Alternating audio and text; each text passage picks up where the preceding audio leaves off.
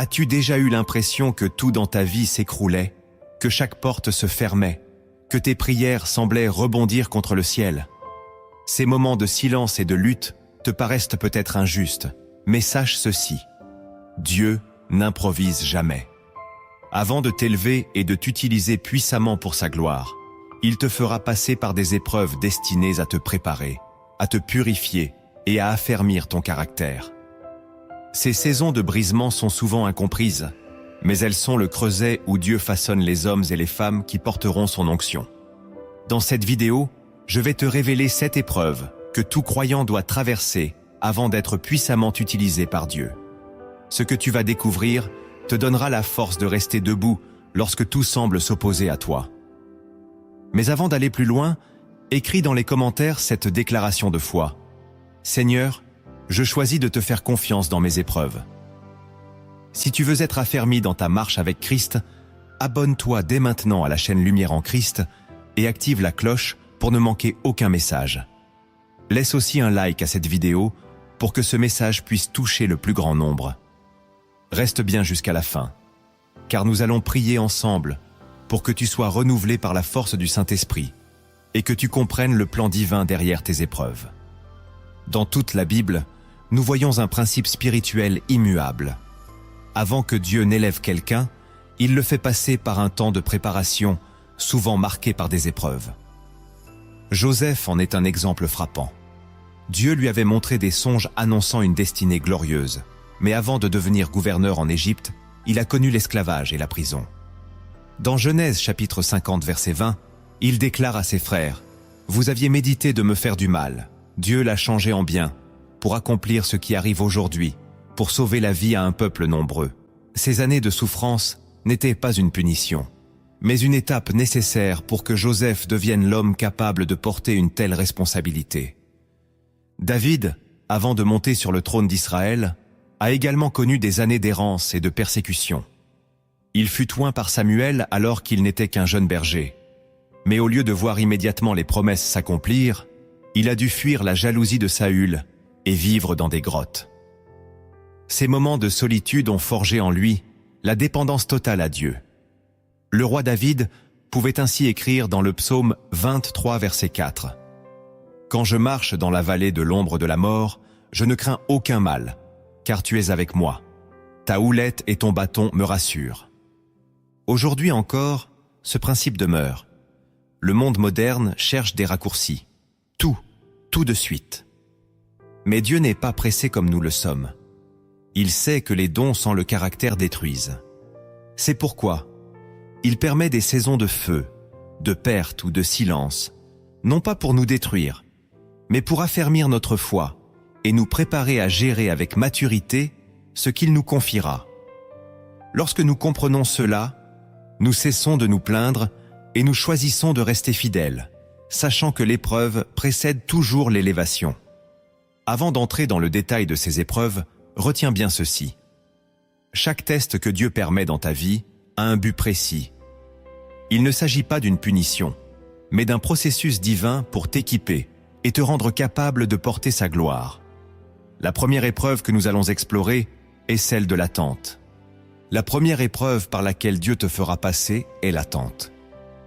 Cette étape est souvent redoutée, car elle met en lumière notre impatience et nos désirs de voir les promesses de Dieu s'accomplir immédiatement. Pourtant, c'est dans cette phase que le Seigneur travaille profondément notre cœur, notre caractère et notre foi. Abraham en est un parfait exemple. Dieu lui avait promis une descendance aussi nombreuse que les étoiles, mais il a dû patienter de longues années avant de voir Isaac naître. Hébreux chapitre 6 verset 15 nous le rappelle. Et c'est ainsi qu'Abraham, ayant persévéré, obtint l'effet de la promesse. L'attente forge en nous une persévérance et une maturité spirituelle impossibles à acquérir autrement. Cette épreuve révèle la véritable posture de notre cœur. Sommes-nous attachés aux bénédictions que nous espérons recevoir ou au Dieu qui bénit? L'attente met à nu nos motivations, nos insécurités et nos fausses priorités. C'est dans le désert de l'attente que Dieu nous apprend à nous appuyer sur lui seul. Souvent, nous essayons de forcer les choses, Nous cherchons des raccourcis, nous tentons d'ouvrir des portes que Dieu a volontairement fermées. Mais ces efforts humains ne font que retarder l'accomplissement de son plan. L'attente n'est pas du temps perdu. Elle est un investissement divin pour préparer notre destinée. Dans cette saison, la fidélité est la clé. Continue de prier, de servir et d'avancer dans l'obéissance, même si tu ne vois aucun résultat tangible. Joseph, avant de devenir gouverneur, a été trahi, vendu comme esclave et emprisonné injustement. Mais il était resté fidèle, même dans l'ombre. C'est cette constance dans l'épreuve qui l'a rendu apte à porter le poids de la gloire qui allait suivre. Si tu traverses aujourd'hui un temps d'attente, sois assuré que Dieu ne t'a pas oublié. Psaume 27, verset 14, nous encourage. Espère en l'Éternel. Fortifie-toi, et que ton cœur s'affermisse. Espère en l'Éternel. Ne méprise jamais l'épreuve de l'attente. Elle t'arrache à tes propres forces pour t'amener à dépendre totalement du Saint-Esprit. Et lorsque Dieu choisira d'agir, tout s'accomplira en son temps parfait, et tu comprendras que cette attente a été un outil de préparation indispensable pour ta destinée. La deuxième épreuve par laquelle Dieu te fera passer est celle de l'incompréhension. Cette épreuve peut être bouleversante car elle touche directement notre besoin naturel de comprendre ce qui se passe dans notre vie. Lorsque nous ne voyons pas le sens des événements, nous sommes tentés de douter de Dieu et de sa fidélité. Pourtant, c'est précisément dans ces moments d'incertitude que notre foi est testée et raffermie. Job a traversé cette épreuve de manière extrême. Il a tout perdu sans recevoir d'explication immédiate. Ses amis l'ont accusé, sa femme l'a découragé, et lui-même s'est retrouvé plongé dans un silence apparent de Dieu. Mais Job a tenu bon, déclarant dans Job chapitre 13, verset 15, « Voici, il me tuera, je n'ai rien à espérer. Je défendrai néanmoins mes voix devant lui. » L'incompréhension peut te faire sentir isolé, abandonné, voire puni. Mais la réalité est que Dieu travaille souvent dans les coulisses, au-delà de ce que tu peux voir ou comprendre. Ses pensées sont plus hautes que les tiennes, et ses plans dépassent de loin tes raisonnements humains. Ésaïe chapitre 55, verset 8. Le rappel, « Car mes pensées ne sont pas vos pensées, et vos voix ne sont pas mes voix, dit l'Éternel. » Cette vérité nous apprend à nous soumettre à la souveraineté de Dieu, même quand les circonstances semblent injustes ou confuses. L'épreuve de l'incompréhension te dépouille de ton besoin de tout maîtriser.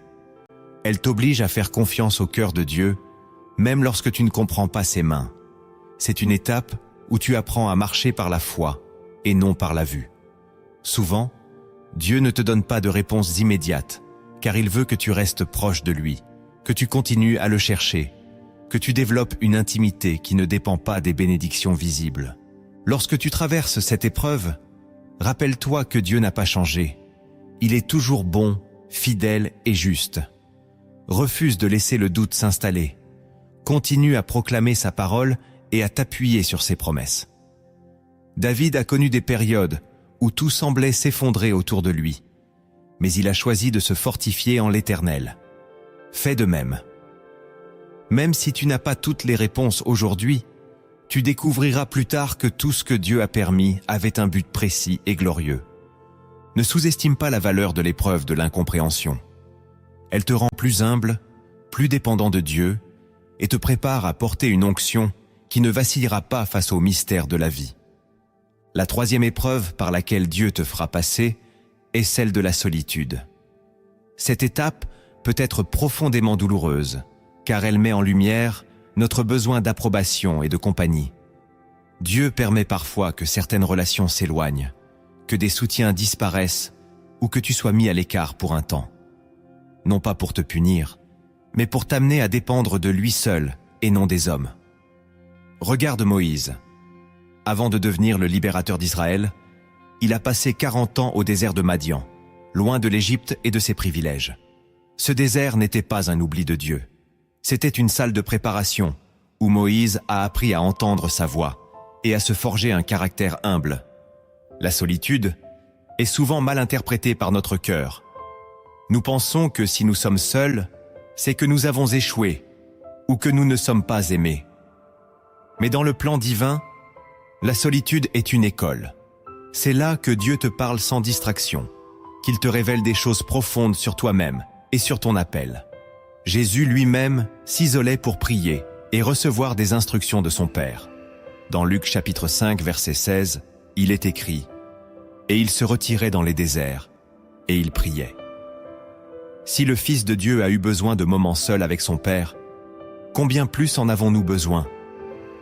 Cette épreuve te prépare à être stable intérieurement.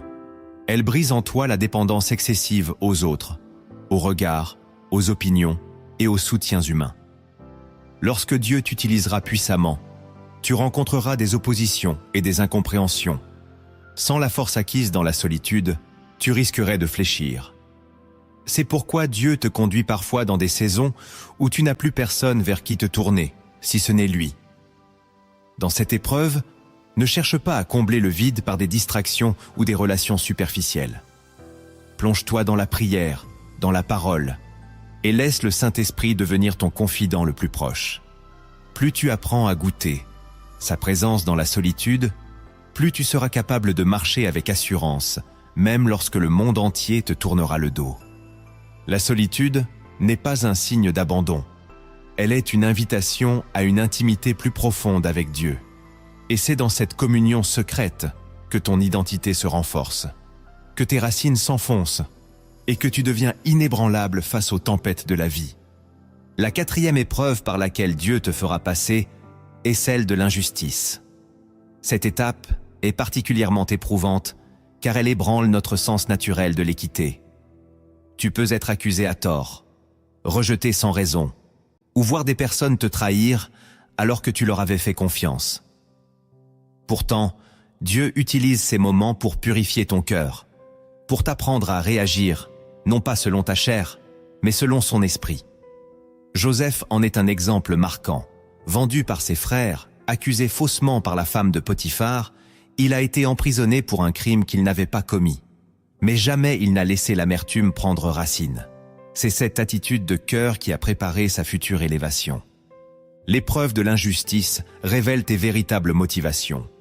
Cherches-tu la reconnaissance des hommes ou l'approbation de Dieu? Si tu choisis de te venger ou de te justifier à tout prix, tu risques de sortir du plan divin. Mais si tu laisses Dieu être ton défenseur, tu verras sa justice s'accomplir d'une manière qui dépassera ton entendement.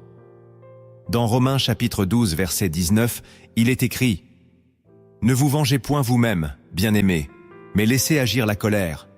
Car il est écrit « À moi la vengeance, à moi la rétribution, dit le Seigneur. » Cette épreuve t'enseigne à remettre tes droits entre les mains de Dieu.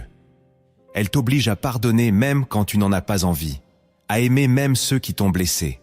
Jésus lui-même a été condamné injustement, cloué sur une croix pour des fautes qu'il n'avait pas commises. Pourtant, ses dernières paroles pour ses bourreaux furent « Père, pardonne-leur, car ils ne savent ce qu'ils font. » Luc chapitre 23, verset 34. Lorsque tu traverses l'injustice, tu as deux options, devenir amer ou devenir meilleur. Dieu désire que tu choisis de garder ton cœur pur. Il sait exactement ce que tu as subi, et il promet de restaurer ce qui a été volé. Ta fidélité dans l'ombre prépare une restauration éclatante. Ne te laisse pas tromper par les apparences. Le silence de Dieu n'est pas son absence. C'est souvent dans ces moments qu'il travaille le plus profondément en toi. L'injustice est douloureuse, mais elle te rend plus fort spirituellement. Elle t'apprend à te confier en Dieu et à marcher dans l'intégrité, même lorsque tout semble te pousser à abandonner. Et lorsque le temps de Dieu viendra, il te relèvera devant tous ceux qui avaient douté de toi. La cinquième épreuve par laquelle Dieu te fera passer est celle du dépouillement. Cette étape consiste à perdre, parfois de manière brutale, des choses ou des personnes auxquelles tu étais attaché, des biens, des opportunités, des relations ou même des sécurités que tu pensais indispensables. Le dépouillement est une épreuve difficile, car il met en lumière nos attachements terrestres et nos dépendances cachées. Dieu ne le permet pas pour te nuire, mais pour te libérer de tout ce qui pourrait devenir un obstacle à ton appel. Souviens-toi de Gédéon. Avant de livrer bataille contre les Madianites, Dieu a réduit son armée de 32 000 hommes à seulement 300. Ce dépouillement avait pour but de rappeler que la victoire viendrait uniquement de l'Éternel et non de la force humaine. Juges chapitre 7. Le dépouillement peut être vécu comme une perte insupportable, mais c'est en réalité une préparation. Cette épreuve t'apprend à ne plus fonder ta sécurité sur ce que tu possèdes ou sur ceux qui t'entourent, mais sur Dieu seul. Comme Paul l'a écrit dans Philippiens chapitre 4 verset 12, « Je sais vivre dans l'humiliation et je sais vivre dans l'abondance. En tout et partout, j'ai appris à être rassasié et à avoir faim, à être dans l'abondance et à être dans la disette. » C'est en passant par cette étape que tu deviens capable de servir Dieu avec un cœur totalement libre, détaché des influences extérieures. Le dépouillement a aussi le pouvoir de révéler les vraies priorités de ta vie. Ce que tu pensais indispensable peut se révéler secondaire face à la présence de Dieu. Dans cette saison, tu découvriras que Christ est réellement suffisant, que même dans le manque apparent, tu n'es pas abandonné. Dieu pourvoit toujours d'une manière ou d'une autre. Lorsque tu traverses l'épreuve du dépouillement, il est vital de ne pas céder au découragement.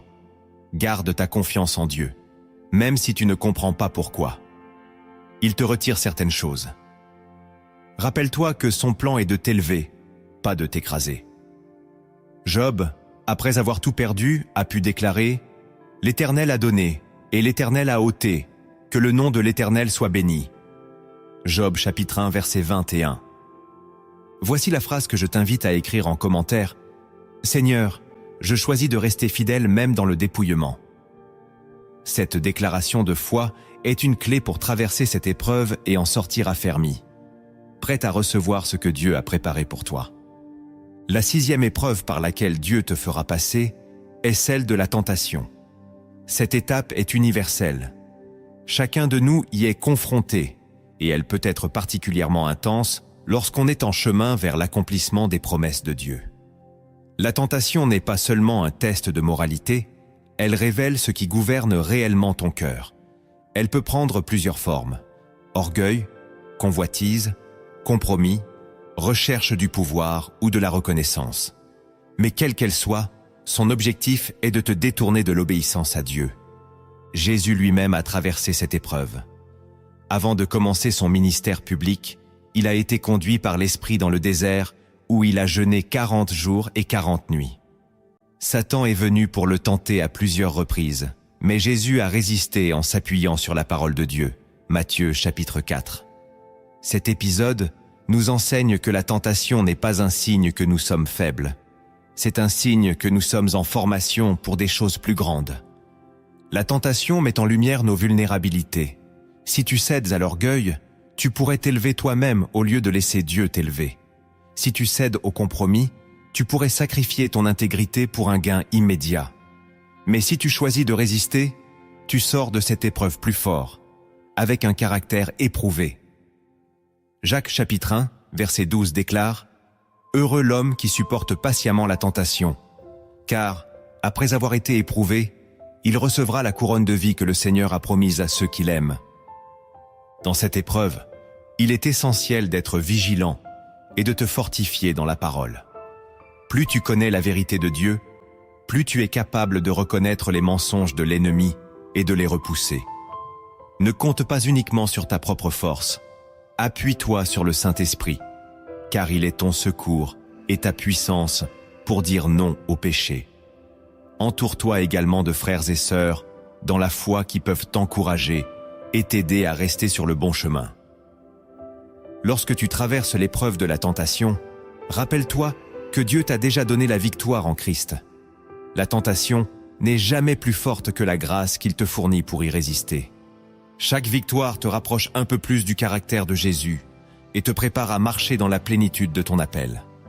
La 7e épreuve par laquelle Dieu te fera passer est celle du silence de Dieu. C'est probablement l'étape la plus déstabilisante car elle te donne l'impression que tes prières ne sont pas entendues. que le ciel est fermé et que Dieu t'a abandonné. Tu as beau chercher des réponses, tu n'entends rien. Mais comprends bien ceci. Le silence de Dieu n'est pas son absence. Au contraire, c'est souvent dans ces moments que son travail en toi est le plus profond. Jésus lui-même a expérimenté ce silence lorsqu'il était sur la croix.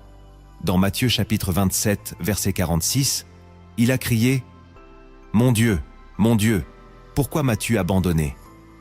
Ce cri révèle la douleur de sentir que le Père ne répond pas. Pourtant, c'est dans ce silence apparent que le plan de rédemption le plus grand de l'histoire s'accomplissait. De la même manière, lorsque Dieu semble se taire dans ta vie, c'est souvent parce qu'il est en train de préparer quelque chose de plus grand que ce que tu peux imaginer. L'épreuve du silence te force à marcher par la foi et non par les émotions. Elle révèle si tu es attaché à la voix de Dieu ou à sa présence. Quand tu ne ressens rien, es-tu encore capable de lui faire confiance? C'est dans ces moments que tu apprends à t'accrocher à ces promesses écrites dans la Bible, même quand tes sens te disent le contraire. Ésaïe chapitre 40 et un verset 10 nous assure « Ne crains rien, car je suis avec toi. Ne promène pas des regards inquiets, car je suis ton Dieu. Je te fortifie, je viens à ton secours. Je te soutiens de ma droite triomphante. » Le silence de Dieu n'est pas un verdict de rejet. C'est une invitation à grandir. Il te rend plus mature spirituellement, t'apprend à persévérer et à te reposer sur ce que Dieu a déjà dit. C'est une école où tu apprends à ne pas dépendre des sensations ou des signes, mais de la fidélité inébranlable de ton Père céleste. Si tu traverses cette épreuve aujourd'hui, n'abandonne pas. Continue à prier, à adorer et à marcher dans l'obéissance. Le jour viendra où Dieu parlera à nouveau, et tu verras que son silence avait un but. Tu en sortiras plus fort, plus enraciné et prêt à accomplir pleinement l'appel qu'il a sur ta vie. Nous avons vu que les épreuves sont des étapes nécessaires dans le plan de Dieu pour nous préparer à porter sa gloire. Mais derrière chacune d'elles se cachent des vérités spirituelles profondes que nous devons comprendre. Ces vérités éclairent le pourquoi de nos luttes et nous donnent la force de persévérer sans faiblir. La première vérité cachée que tu dois comprendre est que chaque épreuve est une révélation de toi-même. Nous avons souvent tendance à accuser l'extérieur, les autres, les circonstances, l'ennemi. Pourtant, l'épreuve agit comme un miroir spirituel. Elle révèle les zones de ton cœur qui ne sont pas encore alignées avec la volonté de Dieu. Lorsque tu traverses un temps de solitude, par exemple, tu découvres si tu étais dépendant des autres pour te sentir valorisé. Quand tu passes par l'attente, tu réalises à quel point ton impatience peut t'amener à vouloir tout contrôler. Ces révélations ne sont pas faites pour te condamner, mais pour te purifier. David a compris cela.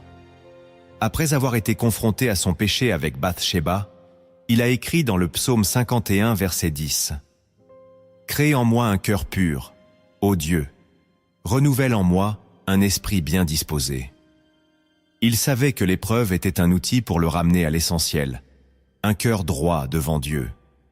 Si tu refuses de voir ce que l'épreuve met en lumière, tu risques de passer à côté du but de cette étape.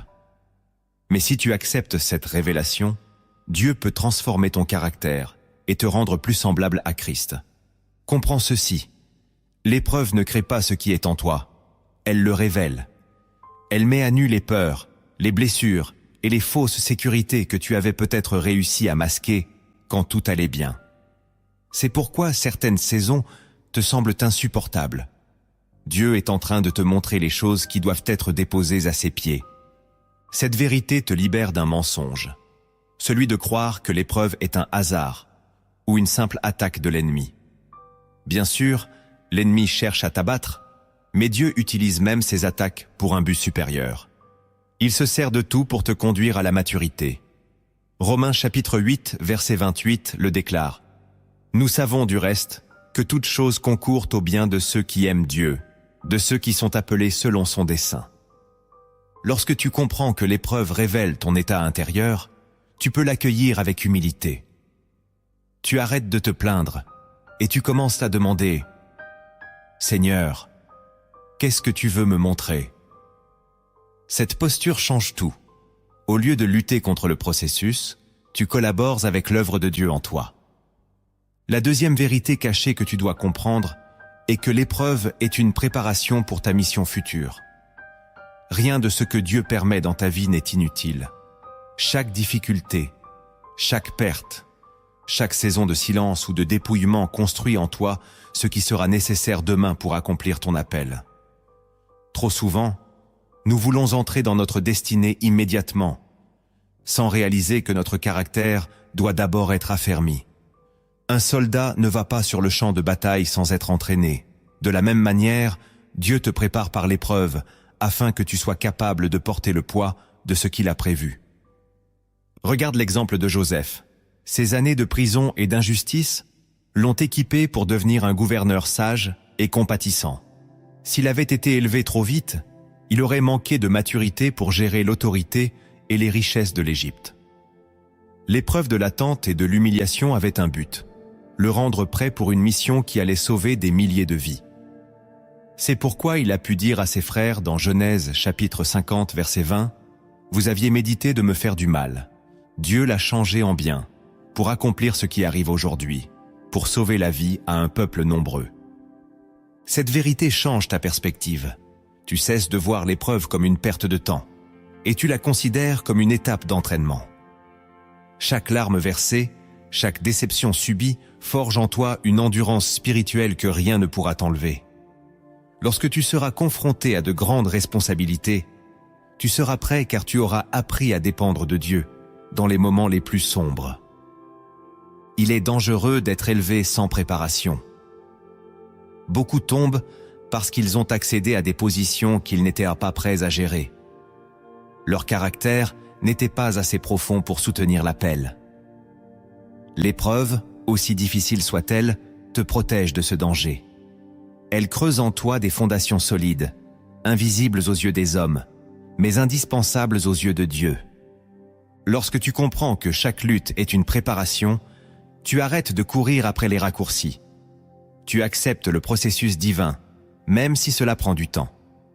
Et tu peux dire, comme le psalmiste dans Psaume 119, verset 71, « Il m'est bon d'être humilié, afin que j'apprenne tes statuts. » La troisième vérité cachée que tu dois comprendre est que l'épreuve est un test de ton obéissance.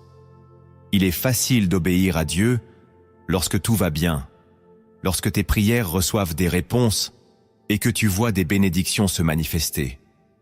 Mais qu'en est-il quand tu ne comprends pas ce que Dieu fait, quand les instructions qu'il te donne semblent illogiques ou coûteuses? C'est là que l'épreuve devient un véritable révélateur. Vas-tu continuer à lui obéir malgré l'incertitude et la douleur? L'histoire d'Abraham illustre parfaitement ce principe. Dieu lui avait promis une descendance et, après des années d'attente, Isaac était enfin né. Puis un jour, l'Éternel lui demande de lui offrir Isaac en sacrifice. Cette requête était incompréhensible. Comment Dieu pouvait-il demander la vie de l'enfant qui incarnait toutes ses promesses? Pourtant, Abraham n'a pas hésité. Il s'est levé de bon matin pour se rendre au lieu du sacrifice, confiant que Dieu pourvoirait d'une manière ou d'une autre. Hébreux chapitre 11, verset 19, explique sa pensée. Il pensait que Dieu est puissant, même pour ressusciter les morts. Cet acte d'obéissance a ouvert la porte à une bénédiction sans mesure sur la vie d'Abraham et de sa descendance. Cette vérité nous confronte. Beaucoup veulent les promesses de Dieu sans passer par l'épreuve de l'obéissance. Mais Dieu cherche des hommes et des femmes capables de lui faire confiance, même lorsque ce qu'il demande semble déraisonnable. Ton obéissance prouve où se trouve réellement ta foi. Elle révèle si tu es attaché à Dieu lui-même ou seulement aux dons qu'il t'accorde. L'épreuve de l'obéissance te demande souvent de renoncer à quelque chose qui t'est cher, un projet, une relation, un rêve.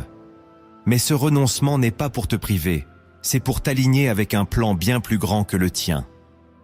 Chaque fois que tu choisis d'obéir malgré le coup, tu montres à Dieu qu'il est ta priorité absolue. Et c'est cette posture de cœur qui attire sa faveur et son onction.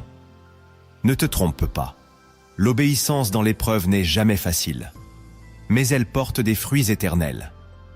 Jésus lui-même a appris l'obéissance par les choses qu'il a souffertes. Hébreux chapitre 5, verset 8. Si le Fils de Dieu a dû passer par cette école, nous n'y échapperons pas. Accepte donc que chaque épreuve est une opportunité de dire « Seigneur, que ta volonté soit faite et non la mienne ». La quatrième vérité cachée que tu dois comprendre est que l'épreuve est un instrument de purification. Dieu ne se contente pas de t'équiper pour ton appel. Il veut aussi te sanctifier pour que ta vie reflète sa sainteté. Les épreuves sont comme un feu purificateur. Elles brûlent en toi tout ce qui n'est pas de Dieu, les attitudes, les blessures, les ambitions et les compromis qui pourraient t'empêcher de marcher pleinement dans sa volonté. Le prophète Malachie l'a exprimé avec puissance dans Malachie chapitre 3 verset 3. Il s'assiera, fondra et purifiera l'argent. Il purifiera les fils de Lévi. Il les épurera comme on épure l'or et l'argent, et ils présenteront à l'Éternel des offrandes avec justice. L'image est claire. Comme un orfèvre qui place le métal dans le feu pour en retirer toutes les impuretés, Dieu utilise l'épreuve pour t'affiner. Tant que certaines choses subsistent dans ton cœur, tu ne peux pas être un instrument pleinement utile entre ses mains. Cette purification peut être douloureuse, car elle implique de laisser Dieu toucher des zones de ta vie que tu aurais préféré cacher. L'épreuve révèle ton orgueil, ton manque de pardon, tes dépendances secrètes. Mais n'oublie jamais que le feu ne détruit pas l'or. Il le rend plus pur, plus précieux et plus resplendissant. De même, les épreuves ne sont pas destinées à te briser, mais à te rendre plus proche du cœur de Dieu. Plus tu acceptes cette purification, plus tu deviens libre. Les choses qui t'alourdissaient, qui t'empêchaient de courir ta course, tombent une à une. Tu apprends à pardonner, à renoncer à l'amertume, à ne plus être esclave du regard des autres. Cette liberté intérieure te permettra de porter l'onction de Dieu sans la déformer ni la corrompre. Dans cette épreuve, garde les yeux fixés sur le Seigneur. Souviens-toi que son but n'est pas de te faire souffrir, mais de t'équiper pour que tu deviennes un vase d'honneur. L'apôtre Pierre le rappelle dans 1 Pierre chapitre 1 verset 7. Afin que l'épreuve de votre foi, plus précieuse que l'or périssable qui cependant est éprouvé par le feu, ait pour résultat la louange, la gloire et l'honneur lorsque Jésus-Christ apparaîtra. Alors, ne fuis pas le feu, laisse-le accomplir son œuvre. Plus tu te soumets à cette purification, plus tu ressembleras à Jésus, et plus Dieu pourra t'utiliser puissamment pour sa gloire. La cinquième vérité cachée que tu dois comprendre est que l'épreuve prépare ton cœur à porter l'onction sans l'orgueil. Lorsque Dieu te confie de grandes responsabilités, il y a toujours un risque que tu t'élèves toi-même et que tu attribues à tes propres forces ce qui vient de lui. L'épreuve est donc un rempart. Elle te rappelle ta dépendance totale envers Dieu et t'empêche de tomber dans la gloire personnelle. Regarde l'apôtre Paul. Dieu lui avait confié une révélation extraordinaire, mais pour le garder humble, il a permis qu'une écharde demeure dans sa chair. Paul raconte dans 2 Corinthiens chapitre 12 verset 7 « Et pour que je ne sois pas enflé d'orgueil, à cause de l'excellence de ses révélations, il m'a été mis une écharde dans la chair, un ange de Satan pour me souffleter et m'empêcher de m'enorgueillir. » Cette expérience nous montre que parfois, Dieu permet des défis persistants pour que notre cœur reste centré sur lui. Cette vérité est essentielle. Sans l'épreuve, tu pourrais croire que tu es arrivé par tes propres efforts. Mais chaque cicatrice que tu portes te rappellera que tu n'es rien sans la grâce de Dieu. Et cette humilité attire davantage de puissance céleste sur ta vie. C'est ce que Jacques chapitre 4 verset 6 nous enseigne.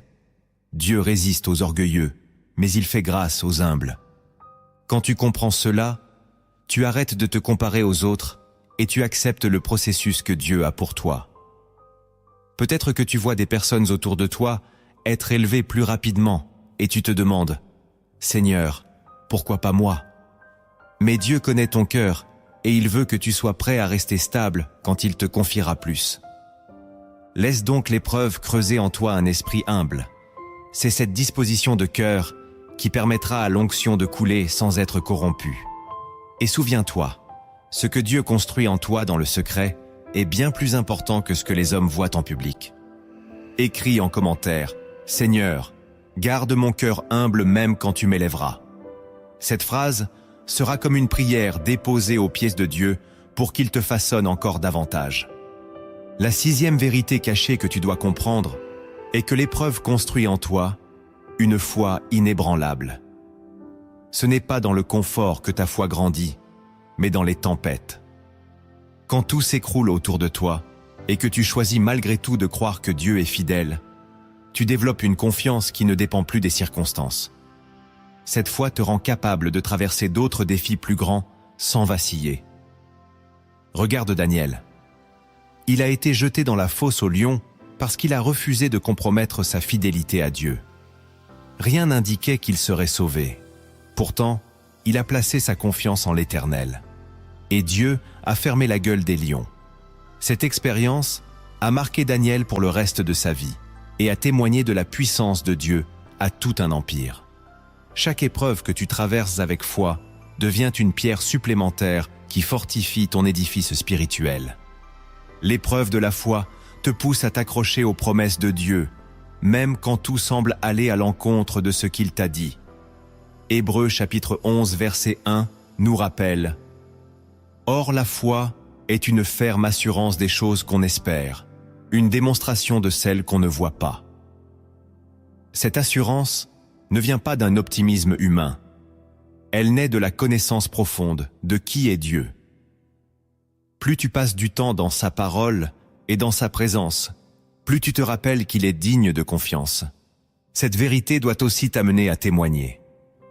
Si Dieu utilise les épreuves pour fortifier ta foi, il veut aussi que ton expérience inspire et encourage d'autres personnes. Peut-être que ce que tu vis aujourd'hui deviendra demain la réponse aux questions et aux prières d'un frère ou d'une sœur en Christ. C'est pourquoi je t'invite à partager cette vidéo autour de toi dès maintenant. Il y a quelqu'un qui a besoin d'entendre ce message pour ne pas abandonner. Souviens-toi, chaque fois que tu persévères dans la foi au milieu de l'épreuve, tu en ressors plus fort et plus stable. Tu deviens un témoignage vivant de la fidélité de Dieu, et cette stabilité te permettra d'être un pilier pour d'autres quand ils traverseront leur propre tempête. Laisse donc cette foi inébranlable s'enraciner en toi. Elle sera ton ancre quand les vents de la vie souffleront plus fort. La septième vérité cachée que tu dois comprendre est que l'épreuve est une opportunité pour expérimenter la puissance surnaturelle de Dieu. Nous voulons tous voir des miracles, des délivrances et des interventions divines. Mais nous oublions souvent que c'est dans les moments de plus grande faiblesse que Dieu manifeste sa force. Lorsque tu arrives au bout de tes capacités et que tu n'as plus aucune solution humaine, tu découvres alors que le bras de l'Éternel n'est jamais trop court pour te secourir. Regarde l'histoire du peuple d'Israël au bord de la mer Rouge. Ils étaient piégés, poursuivis par l'armée de Pharaon et sans échappatoire possible. Humainement, c'était fini. Mais c'est précisément à ce moment de crise que Dieu a ouvert la mer en deux pour leur offrir un chemin de délivrance. Cette expérience est restée gravée dans leur mémoire comme un témoignage de la puissance de l'Éternel. Sans l'épreuve, ils n'auraient jamais vu ce miracle. De même, tes plus grandes expériences de foi naîtront souvent dans tes plus grandes batailles. Paul le dit dans 2 Corinthiens chapitre 12 verset 9 « Ma grâce te suffit, car ma puissance s'accomplit dans la faiblesse. » Quand tu n'as plus rien d'autre que Dieu, tu découvres qu'il est vraiment suffisant. L'épreuve t'enseigne à cesser de compter sur tes propres forces pour t'appuyer entièrement sur sa puissance. Cette vérité doit te rassurer. Les moments où tu te sens le plus fragile ne sont pas des signes d'échec, mais des opportunités pour voir la gloire de Dieu. Souvent, il attend que nous atteignions nos limites pour intervenir, afin que personne ne puisse attribuer le miracle à une force humaine. Lorsque tu sortiras de cette épreuve, tu pourras témoigner « Si l'Éternel n'avait pas été là, je n'aurais pas survécu. » Alors, la prochaine fois que tu te retrouveras au pied du mur, refuse le désespoir. Lève les yeux vers le Seigneur et attends-toi à lui. Ce que tu vis aujourd'hui deviendra demain un témoignage puissant qui fortifiera ta foi et celle des autres. N'oublie jamais. L'épreuve est le théâtre où Dieu choisit de manifester sa gloire. Et plus elle semble insurmontable, plus sa victoire sera éclatante. Nous avons vu combien les épreuves ont un sens et révèlent des vérités profondes sur le plan de Dieu. Mais connaître ces réalités ne suffit pas. Il faut aussi les appliquer. Voici maintenant 7 actes de transformation qui te permettront de sortir grandi de chaque épreuve et de marcher pleinement dans ta destinée. Le premier acte que tu dois poser pour transformer ton cœur dans l'épreuve est de développer une intimité quotidienne avec Dieu. L'épreuve te pousse souvent à te sentir isolé et incompris, mais c'est précisément le moment où tu dois te rapprocher de ton Père céleste. Passer du temps avec lui dans la prière, dans la lecture de sa parole et dans l'adoration va t'apporter une force spirituelle que rien d'autre ne peut te donner. Jésus lui-même en est l'exemple parfait. Avant chaque décision importante, avant même d'aller à la croix, il se retirait pour chercher le cœur du Père. Cette intimité n'est pas une simple routine religieuse, elle est la source de ta stabilité. Plus tu connais la voie de Dieu, plus tu es capable de reconnaître ses directions au milieu du chaos. Dans Jean chapitre 10, verset 27, Jésus déclare « Mes brebis entendent ma voix, je les connais et elles me suivent. » Lorsque tu traverses des saisons de confusion ou de douleur, c'est cette voix douce et familière qui te guidera pas à pas. Développer cette intimité demande de la discipline. Tu devras parfois renoncer à des distractions, à certaines activités ou à des habitudes qui volent ton temps et ton énergie. Mais chaque moment passé en présence de Dieu te fortifiera de l'intérieur. Tu découvriras qu'il n'est pas seulement le Dieu des miracles visibles, mais aussi celui qui console ton cœur et renouvelle ton esprit. Plus tu t'approcheras de lui, plus tu seras capable de discerner le sens spirituel de ce que tu traverses. Et même si tu ne comprends pas tout, sa paix viendra surpasser tes inquiétudes. Philippiens chapitre 4 verset 7 le promet. Et la paix de Dieu, qui surpasse toute intelligence, gardera vos cœurs et vos pensées en Jésus-Christ. Ne reporte pas cet acte. Commence dès aujourd'hui à bâtir un temps d'intimité avec Dieu, même si ce n'est que quelques minutes par jour. Avec le temps, tu verras que cette habitude deviendra un refuge et un rempart, t'équipant pour surmonter chaque épreuve avec foi et persévérance. Le deuxième acte que tu dois poser pour transformer ton cœur dans l'épreuve est de cultiver la gratitude, même au milieu de la douleur. Cela peut sembler paradoxal, car notre nature humaine nous pousse à nous plaindre lorsque nous souffrons. Mais la gratitude est une arme spirituelle puissante. Elle déplace ton regard de ce que tu as perdu vers ce que Dieu est en train d'accomplir, même si tu ne le vois pas encore. Paul en a fait l'expérience. Emprisonné injustement, il aurait pu sombrer dans le désespoir. Pourtant, il a choisi d'adorer. Dans Actes chapitre 16, verset 25, il est écrit « Vers le milieu de la nuit, Paul et Silas priaient et chantèrent les louanges de Dieu, et les prisonniers les entendaient. » Ce cœur reconnaissant a déclenché un miracle. Les portes de la prison se sont ouvertes et leurs chaînes sont tombées. La gratitude n'a pas seulement changé leur cœur, elle a transformé l'atmosphère autour d'eux. Exprimer ta reconnaissance dans l'épreuve ne veut pas dire que tu ignores la souffrance ou que tu minimises ce que tu vis. Cela signifie que tu choisis de faire confiance à Dieu malgré tout. Tu décides de reconnaître que, même si tu ne comprends pas, Dieu est toujours fidèle et qu'il travaille en ta faveur. Cette attitude attire sa présence et te rend capable de rester debout là où d'autres s'effondrent. La gratitude te protège aussi du piège de l'amertume. Lorsque tu te focalises uniquement sur ce qui te manque, ton cœur s'endurcit et tu deviens vulnérable aux mensonges de l'ennemi. Mais en remerciant Dieu pour les petites et grandes choses qu'il fait déjà, tu gardes un cœur tendre et sensible à sa voix. Concrètement, commence à écrire chaque jour 3 raisons pour lesquelles tu peux remercier Dieu, même dans ton désert. Cela peut être pour ta santé, pour un ami fidèle, pour la paix intérieure qu'il te donne, ou simplement pour le souffle de vie. Plus tu pratiques cet exercice, plus ton regard changera. Tu réaliseras que, même dans l'épreuve, tu n'es jamais seul, et que la main de Dieu te soutient. Dans 1 Thessaloniciens chapitre 5, verset 18, Paul nous encourage. « Rendez grâce en toutes choses, car c'est à votre égard la volonté de Dieu en Jésus-Christ. » La gratitude n'est pas un sentiment, c'est une décision. Et cette décision est l'un des actes les plus puissants que tu puisses poser pour traverser l'épreuve avec foi et victoire.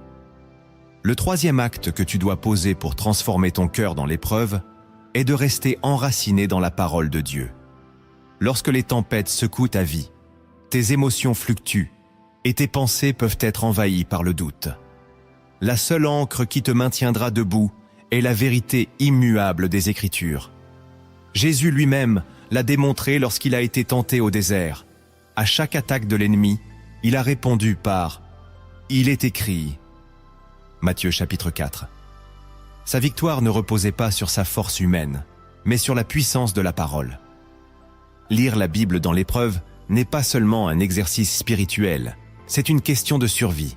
Chaque promesse, chaque vérité révélée nourrit ta foi et t'aide à discerner la voix de Dieu au milieu du bruit de tes peurs. Quand tu t'imprègnes de la parole, tu deviens capable de reconnaître les mensonges de l'ennemi qui essaie de te faire croire que Dieu t'a abandonné. Mais il ne suffit pas de lire superficiellement, il faut méditer. Prends le temps de réfléchir sur chaque verset, de le laisser pénétrer ton cœur et de le proclamer sur ta vie. Josué chapitre 1 verset 8 dit « Que ce livre de la loi ne s'éloigne point de ta bouche. Médite-le jour et nuit pour agir fidèlement selon tout ce qui y est écrit.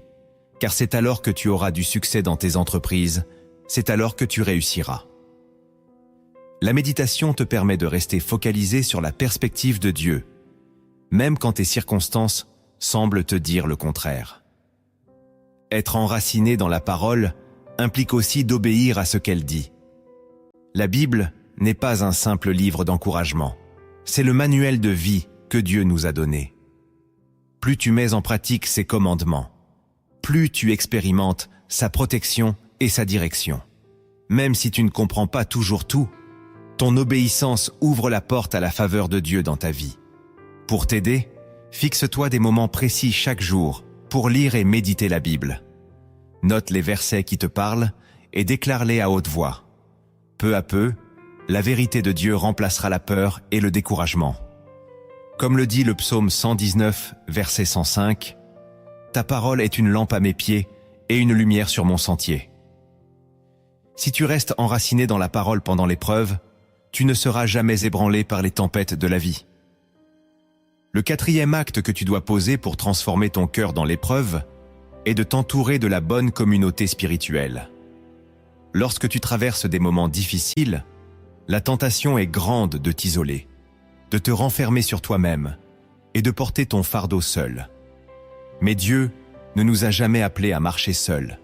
Il a placé autour de nous des frères et sœurs pour nous soutenir, nous encourager et nous aider à rester fermes dans la foi. L'ennemi sait que l'isolement fragilise. C'est pourquoi il essaiera toujours de te couper des autres quand tu souffres. Mais la Bible nous exhorte dans Hébreux chapitre 10, versets 24 et 25. « Veillons les uns sur les autres, pour nous exciter à la charité et aux bonnes œuvres. N'abandonnons pas notre assemblée, comme c'est la coutume de quelques-uns, mais exhortons-nous réciproquement, et cela d'autant plus que vous voyez s'approcher le jour. La bonne communauté ne te juge pas dans ton épreuve. Elle prie pour toi, t'encourage et te rappelle les promesses de Dieu lorsque tu es tenté d'abandonner. Elle te relève quand tu faiblis et célèbre avec toi lorsque tu remportes la victoire. Regarde Moïse. Quand ses bras fatiguaient lors du combat contre Amalek, Aaron et Hur les ont soutenus jusqu'à ce que la victoire soit totale. Exode, chapitre 17, versets 11 et 12. Sans ce soutien, le peuple aurait été vaincu. Entoure-toi de personnes qui portent la même vision du royaume que toi, qui aiment Dieu sincèrement et qui te pousseront à rester dans sa volonté. Cela peut être un groupe de prière, une cellule de maison, une église locale engagée. Prends le temps de bâtir ces relations avant que l'épreuve n'arrive. Elles seront ton filet de sécurité quand les tempêtes souffleront. Si tu n'as personne vers qui te tourner aujourd'hui, demande au Saint-Esprit de te conduire vers les bonnes personnes. Sois également prêt à être transparent. Partager tes luttes peut être difficile, mais c'est souvent la clé pour recevoir l'aide dont tu as besoin.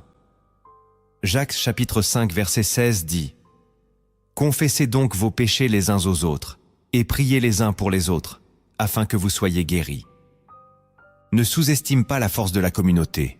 Elle te protège, te fortifie, et te rappelle que tu n'es pas seul. Dans l'épreuve, tu as besoin de bras qui te soutiennent et de voix qui prient avec toi jusqu'à ce que la victoire de Dieu soit pleinement manifestée. Le 5e acte que tu dois poser pour transformer ton cœur dans l'épreuve est de pardonner à ceux qui t'ont blessé.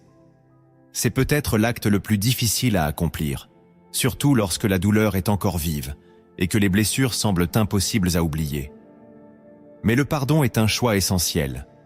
Il libère ton cœur de l'amertume et permet à la grâce de Dieu de couler à nouveau dans ta vie. Jésus nous a montré l'exemple ultime. Cloué sur la croix, trahi par ses proches et rejeté par ceux qu'il était venu sauver. Il a pourtant prié. « Père, pardonne-leur, car ils ne savent ce qu'ils font. » Luc chapitre 23 verset 34. Ce pardon offert au milieu de la souffrance a ouvert la porte au salut de l'humanité entière.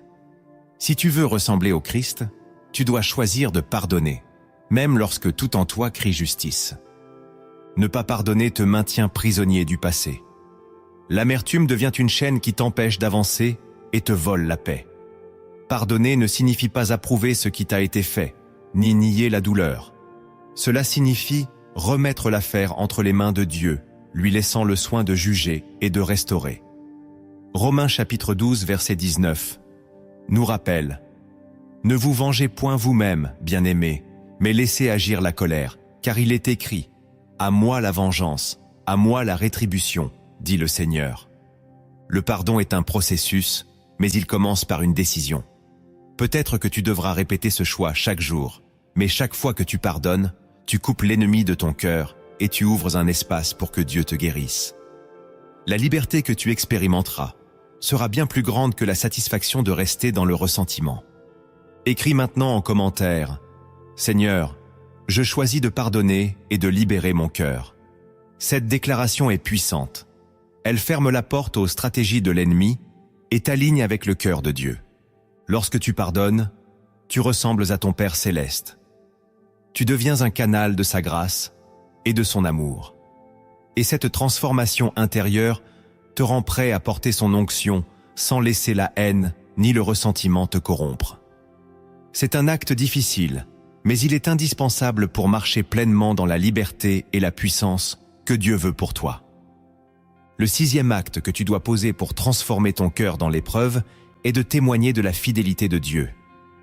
Lorsque tu traverses des moments difficiles et que tu vois comment Dieu te soutient et te délivre, il est essentiel de partager ces expériences avec les autres. Ton témoignage devient une source d'encouragement pour ceux qui sont dans le découragement.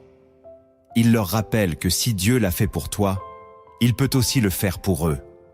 Dans Marc chapitre 5 verset 19, Jésus dit à l'homme qu'il venait de délivrer « Retourne dans ta maison vers les tiens et raconte-leur tout ce que le Seigneur t'a fait et comment il a eu pitié de toi. » Ce principe est toujours valable. Ce que Dieu fait dans ta vie n'est pas destiné à rester caché. Plus tu témoignes de sa fidélité, plus tu renforces ta propre foi et celle de ceux qui t'écoutent. Témoigner ne signifie pas que tu dois attendre la fin de l'épreuve pour parler. Parfois, il est puissant de partager même au milieu du processus. Cela montre que tu choisis de croire en la victoire avant même de la voir. Tes mots peuvent être une lumière pour quelqu'un qui traverse le même type de désert que toi. De plus, ton témoignage ferme la bouche de l'ennemi. Il prouve que, malgré ses attaques, Dieu reste souverain et que rien ne peut t'arracher de sa main. Apocalypse chapitre 12 verset 11 déclare « Ils l'ont vaincu à cause du sang de l'agneau et à cause de la parole de leur témoignage. » Ton histoire, même marquée par la douleur, devient une arme spirituelle qui glorifie Dieu. C'est pourquoi je t'encourage maintenant à partager cette vidéo avec le plus grand nombre. Quelqu'un autour de toi a peut-être besoin d'entendre ce message pour trouver la force de continuer. Ton geste peut changer une vie.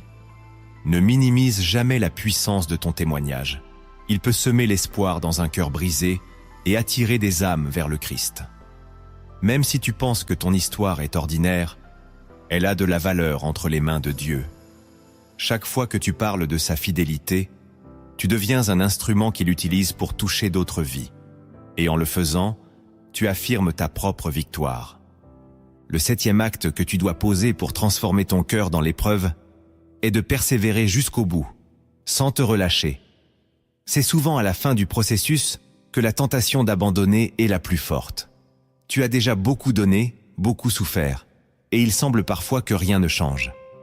Mais c'est précisément à ce moment que ta persévérance doit être plus ferme que jamais. Jésus nous l'a rappelé dans Matthieu chapitre 24, verset 13. « Mais celui qui persévérera jusqu'à la fin sera sauvé. » La persévérance n'est pas un simple effort humain. Elle est le fruit d'une conviction profonde que Dieu est fidèle et qu'il accomplira ce qu'il a promis. Chaque pas que tu fais, même tremblant, te rapproche de l'accomplissement de sa volonté. Regarde l'exemple de Noé. Il a construit l'arche pendant des années, sous les moqueries et l'incompréhension de son entourage, sans jamais voir de pluie. Pourtant, il a continué à obéir jour après jour, jusqu'au moment où le déluge est venu. S'il avait abandonné avant la fin, toute l'histoire aurait été différente. La persévérance a sauvé sa vie et celle de sa famille. Pour persévérer, tu dois apprendre à te fortifier en Dieu. Cela signifie rester fidèle à la prière, même quand tu n'as pas envie. Continuer à proclamer les promesses de Dieu, même quand tes yeux ne voient rien. Refuser les compromis faciles qui te détourneraient de ta destinée. Jacques chapitre 1 verset 12 dit « Heureux l'homme qui supporte patiemment la tentation, car, après avoir été éprouvé, il recevra la couronne de vie que le Seigneur a promise à ceux qui l'aiment. » Sache aussi que ta persévérance n'impacte pas seulement ta vie, elle inspire les autres. Lorsque tes proches te voient tenir bon malgré les vents contraires, ils sont encouragés à faire de même. Ta détermination devient un témoignage silencieux mais puissant de la fidélité de Dieu. Ne laisse jamais le découragement te voler ta récompense. La saison des épreuves n'est pas éternelle. Un jour, tu verras la main de Dieu se manifester avec puissance. Et tu pourras dire comme Paul, dans 2 Timothée chapitre 4 verset 7, « J'ai combattu le bon combat, j'ai achevé la course, j'ai gardé la foi. » Alors, même si tu es fatigué aujourd'hui, choisis de persévérer, car c'est à celui qui ne lâche pas la main de Dieu que revient la victoire finale. Avant de conclure cette partie, je veux te raconter une histoire inspirée des cieux. Elle cache un enseignement puissant qui te poussera à suivre la voie de Jésus, même dans les épreuves. Cette parabole te montrera pourquoi il est vital de garder la foi lorsque tout semble s'effondrer autour de toi. Il était une fois un jeune homme nommé Élior, connu dans son village pour son zèle et son désir de servir Dieu. Un jour, un vieil homme sage lui confia une mission: grimper la montagne sacrée pour y apporter un message vital au peuple de l'autre versant. Mais avant de partir, le sage le prévint: le chemin sera long et semé d'embûches. Garde ton regard fixé sur le sommet et n'abandonne jamais, car au bout du chemin, tu découvriras une gloire que tu n'imagines pas. Élior débuta son ascension avec enthousiasme. Les premiers jours, le ciel était clair et le sentier facile. Il chantait des cantiques en avançant, convaincu que la route serait simple. Mais bientôt, il rencontra la première difficulté. Un vent glacial s'abattit sur lui, l'empêchant d'avancer. Tremblant, il se souvint des paroles du sage et choisit de continuer malgré le froid. Plus haut, il arriva devant un pont de bois fragile suspendu au-dessus d'un précipice. La peur le saisit. Il pensa à rebrousser chemin, mais il entendit au fond de lui « Avance, je suis avec toi ». En tremblant, il posa un pied, puis l'autre, et traversa le pont sans qu'il ne cède sous son poids. Les jours suivants furent encore plus rudes. Élior manquait de nourriture, ses forces s'amenuisaient. Une nuit, affaibli, il s'assit au bord du chemin et murmura « Seigneur, pourquoi m'as-tu envoyé sur cette montagne ?» C'est alors qu'une lueur douce l'enveloppa. Une voix lui dit « Je t'ai conduit ici pour te former. Chaque pas, chaque épreuve a forgé en toi une force que tu n'avais pas. » Réconforté, Hélior reprit sa route.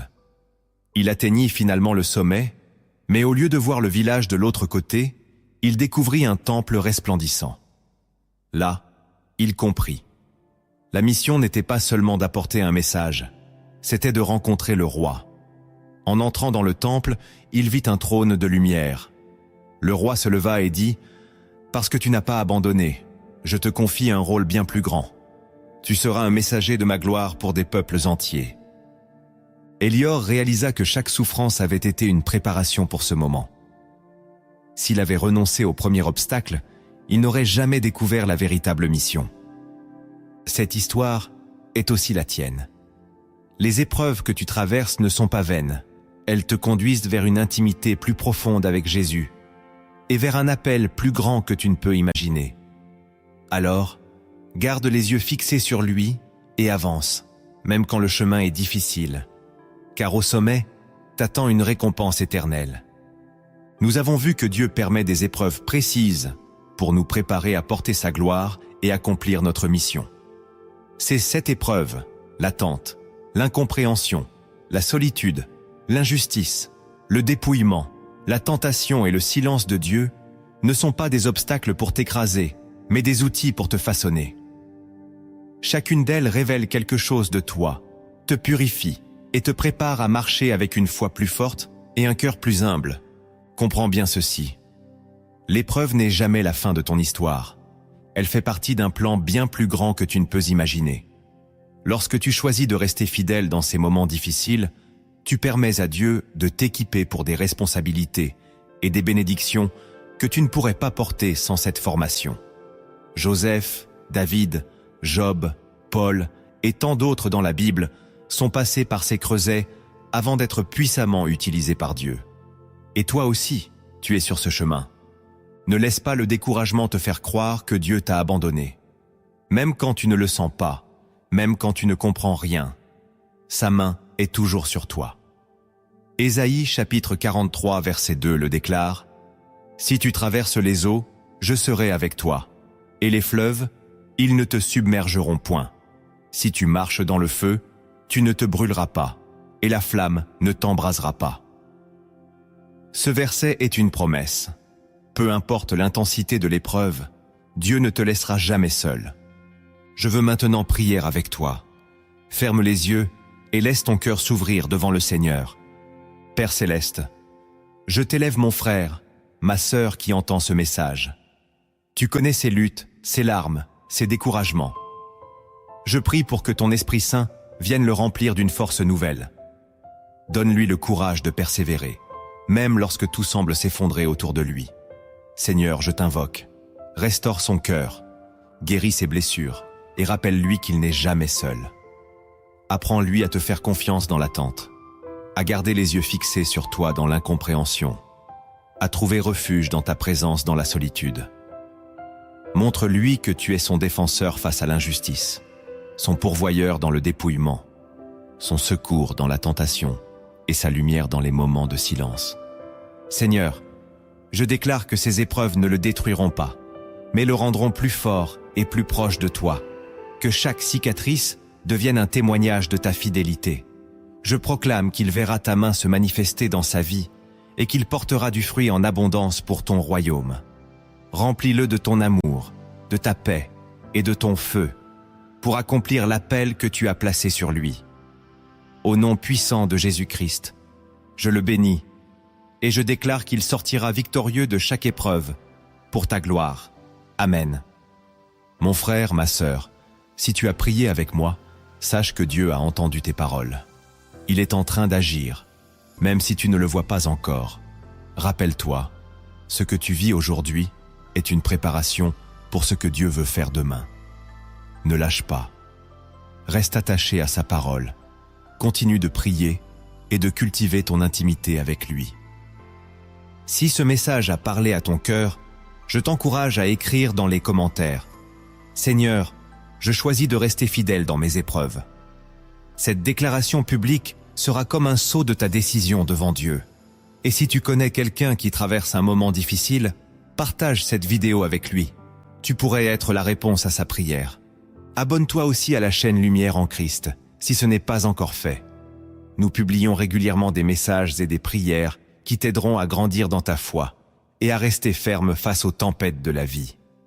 Active la cloche de notification pour ne rien manquer. Et si cette vidéo t'a encouragé, laisse un like. C'est un simple geste, mais il permet à ce message de toucher encore plus de vies. Je veux te laisser avec ces paroles de 2 Corinthiens chapitre 4 versets 17 et 18. Car nos légères afflictions du moment présent produisent pour nous, au-delà de toute mesure, un poids éternel de gloire, parce que nous regardons non point aux choses visibles, mais à celles qui sont invisibles. Car les choses visibles sont passagères, et les invisibles sont éternelles. Alors tiens bon, les épreuves d'aujourd'hui sont en train de produire en toi un poids éternel de gloire. Marche avec foi, car celui qui a commencé cette œuvre en toi la mènera à son terme.